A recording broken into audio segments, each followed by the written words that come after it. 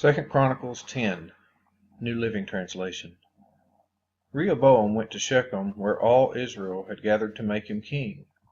When Jeroboam son of Nebat heard of this, he returned from Egypt, for he had fled to Egypt to escape from King Solomon. The leaders of Israel summoned him, and Jeroboam and all Israel went to speak with Rehoboam. "Your father was a hard master," they said. "Lighten the harsh labor demands and heavy taxes that your father imposed on us. Then we will be your loyal subjects." Rehoboam replied, "Come back in 3 days for my answer." So the people went away. Then King Rehoboam discussed the matter with the older men who had counseled his father, Solomon.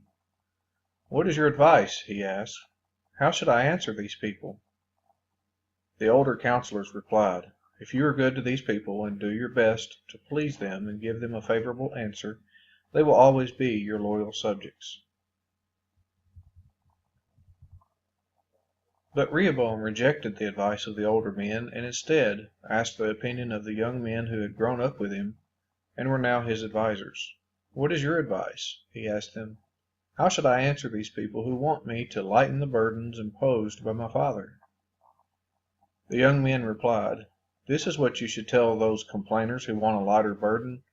My little finger is thicker than my father's waist. Yes, my father laid heavy burdens on you, but I'm going to make them even heavier. My father beat you with whips, but I will beat you with scorpions." 3 days later, Jeroboam and all the people returned to hear Rehoboam's decision, just as the king had ordered. But Rehoboam spoke harshly to them, for he rejected the advice of the older counselors and followed the counsel of his younger advisers.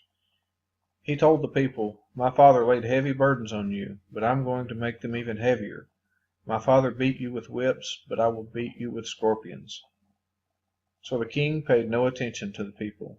This turn of events was the will of God, for it fulfilled the Lord's message to Jeroboam son of Nebat through the prophet Ahijah from Shiloh.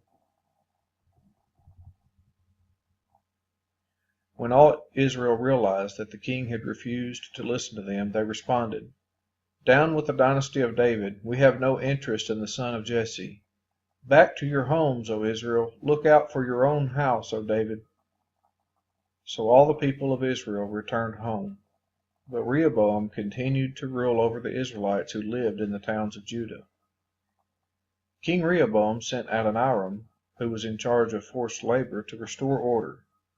But the people of Israel stoned him to death. When this news reached King Rehoboam, he quickly jumped into his chariot and fled to Jerusalem.